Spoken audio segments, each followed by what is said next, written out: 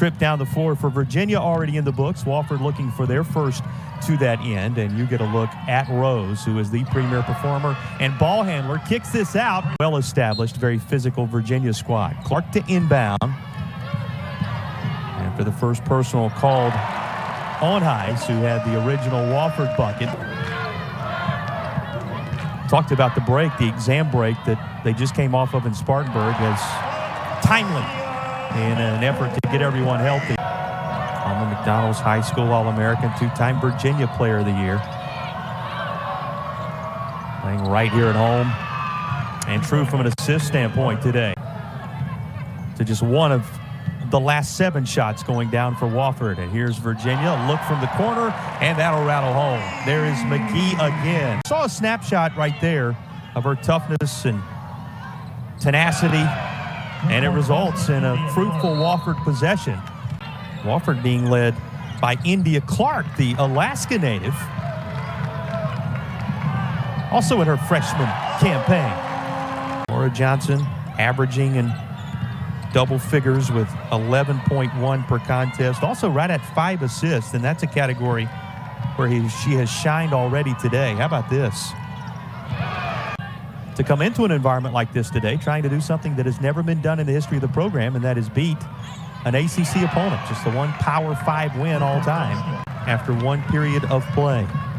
So a little history made today just in the meeting alone. Reference to that early season storyline, which continues, that when will Virginia have a full contingency of players, and at that point be able to kind of click on all cylinders. Scramble for it after McGhee disrupted and somehow able to come away with the basketball was Paulk, but it is only momentarily, as here comes Virginia with numbers, laid off left side and laid in by McGhee. To this point, as the rebounding advantage has been squarely in Virginia's quarter throughout the half. Think about that last time out for Virginia, in which 12 different players scored. No one more so than Taylor. Network between Wofford and Virginia.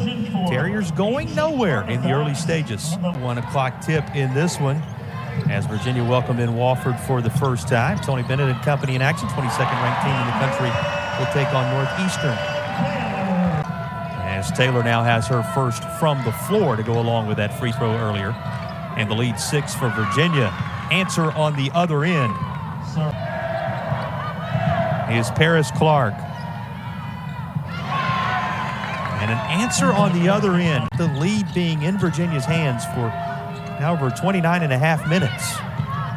But they've been unable to this point to put the Wofford Terriers away. Speaks to the tenacity of this pesky group. And the Terriers visiting from Spartanburg, South Carolina, with one of their own to begin the fourth.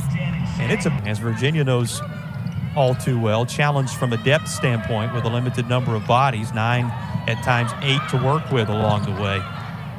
Think about this Virginia team a season ago having to turn down postseason berth. At least 25 off its bench for the 7th time this year, including a comeback against Tulane in which they boasted 49. In which the Wofford Terriers led, and that was the early three-pointer right after the opening tip in the Virginia bucket. A 3-2 advantage that Wofford held. Basketball trickling out of bounds, belonging to Virginia just before a painful moment for the 17-point scorer, Rose. Here's Cam Taylor. Just wills her way in close proximity to the bucket. From Tuilavi. First points. Come in a timely spot, and a good adjustment underneath. Cavaliers having led the majority of the contest, but Wofford surging out front when it has mattered here in the fourth. Wofford giving Virginia a handful on this day, and down the lane goes the Conference Player of the Year, and Rose will try to go for 3 the old-fashioned way. 65 contest with just under 2.5 to play. 40-plus pulled down for Virginia in the game, and that rebound advantage as it grows, keeping the Cavaliers in position for second and third chances, maybe a fourth.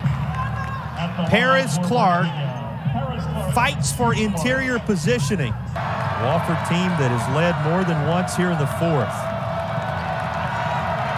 trying to pick up its marquee win in recent years. And another three goes down. And here's a look at Wofford's attempt from the corner in possession of the basketball. Though this is stolen away on the inbound by Clark. Underneath it goes, and Smith lays it home. 5 to play. Back into the hands of Rose.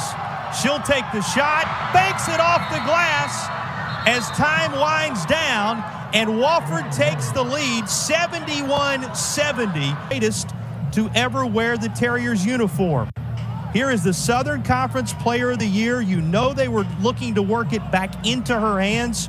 Getting back in to conference play to start the new year. Tapped away somewhat fittingly. The Wofford Terriers showing toughness defensively.